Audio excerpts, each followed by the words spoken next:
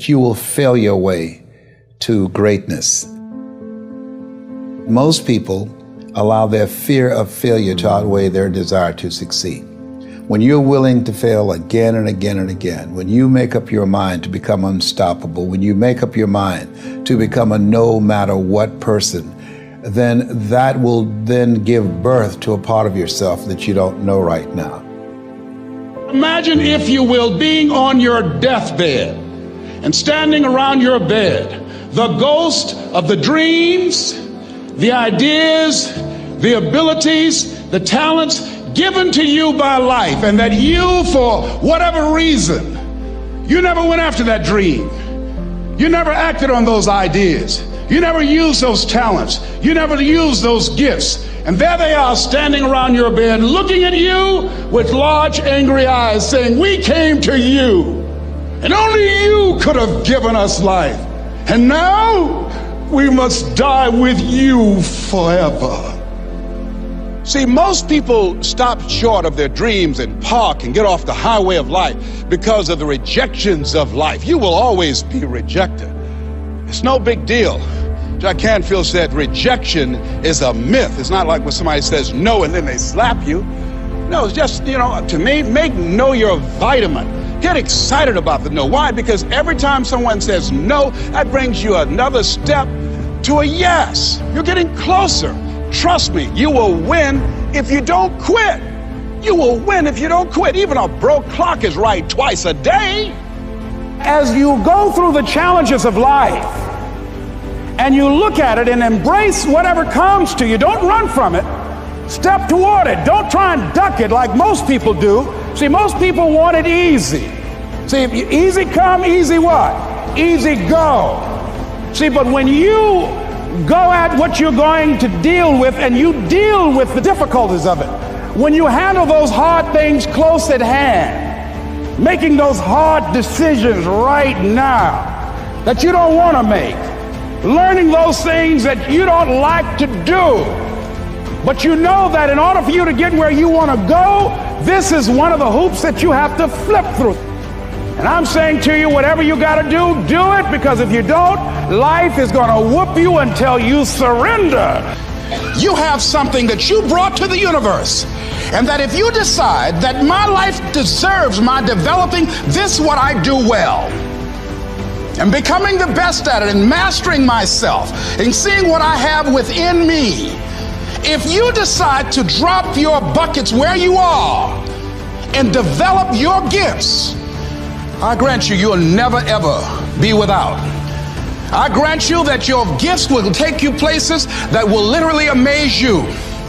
I grant you that if you begin to work to develop your gifts, you'll develop a strong sense of happiness. You'll get a larger vision of yourself, because part of beginning to get a larger vision of yourself, all of us need some area of our lives where we can have a feeling of competence.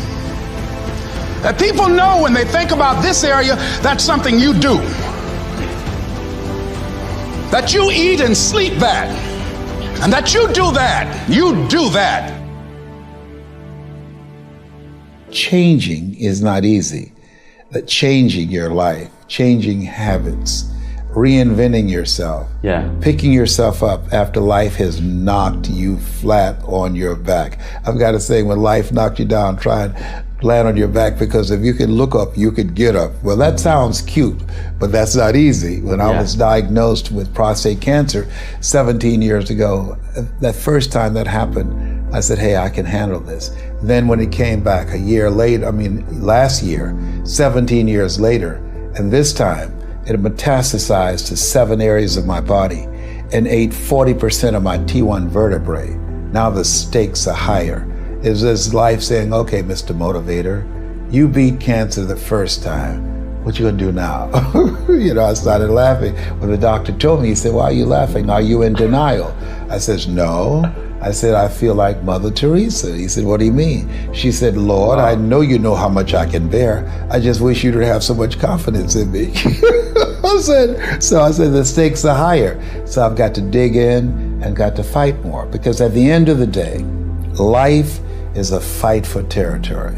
And once you stop fighting for what you want, what you don't want will automatically take over.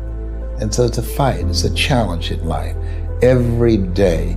And what we have to do is embrace it. What we have to do is see it as a project to be worked on.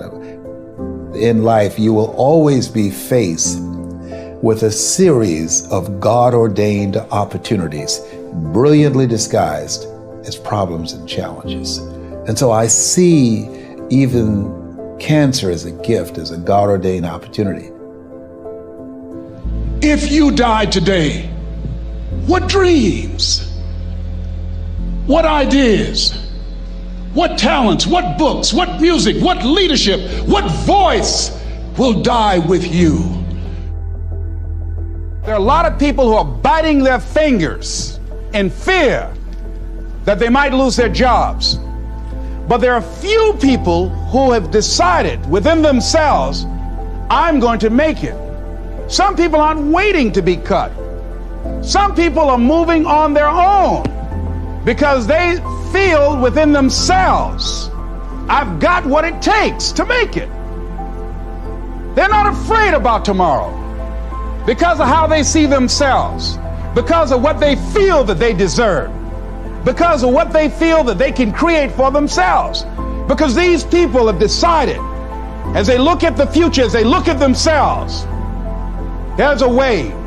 Where there's a will, there's a way for me to begin to create a way out of no way. And when you have that kind of consciousness, when you have that kind of spirit, nothing can stop you. Nothing.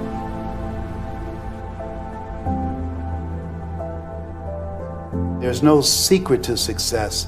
There's a system to success. And no matter what organization you become a part of, the system works if you work it. If you don't work it, it won't work. But it works if you work it. And that's one four-letter word that most people don't like. They're not willing to work. There are winners, and there are losers, and there are people who have not discovered how to win. And all they need is some coaching. All they need is some help and assistance, just a little support. All they need is some insight or a different strategy, a plan of action to make some adjustments that will open up the key to a whole new future for them, that will give them access to the unlimited power that they have within themselves. That's all that they need. So what I want you to do is think about something you want for you, that's real for you, that's important for you, that will give your life some special meaning and power. And I don't even want you to say, I can do that. I don't want you to assume that. See, 5 years ago when I started out in this area, I would not have been able to make the mental leap that I would be up to where I am right now. I don't want you to begin to just psych yourself out. No. I want you to be able to say something to yourself that will enable you to maintain a level of integrity with yourself. That when you say this, even when you face tremendous setbacks, it will be a benchmark to keep you in the game, to keep you moving forward and experimenting and readjusting your strategy and your plan of action, continuously looking for ways to win. I think we have to reflect on, who am I?